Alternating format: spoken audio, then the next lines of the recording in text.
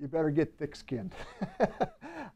When I look back at all the things I didn't really or wasn't aware of when I got into coach, I thought everybody would be on board with you and want to do what you want to do, and it's just not the case. And I think the reason for that is, and I'm going to give them the benefit of the doubt, the parents, the fans, the wrestlers, it is a very emotional sport. There is a lot of work involved. There's a lot of emotion that goes into it.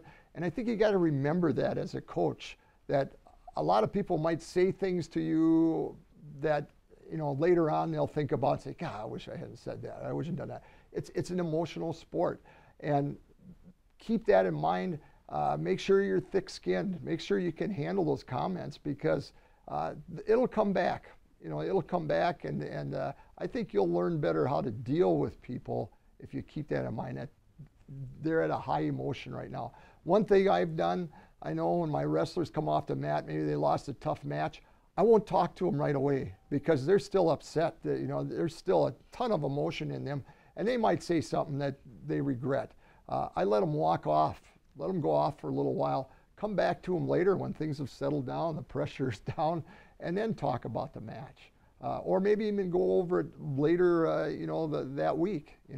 I try to review matches and then talk about things that we could have done better or not. But if you do it right at the moment, there's just too much emotion, and they're not thinking properly, and maybe you aren't either. Maybe you're upset with something. So, let some time pass before you talk about things.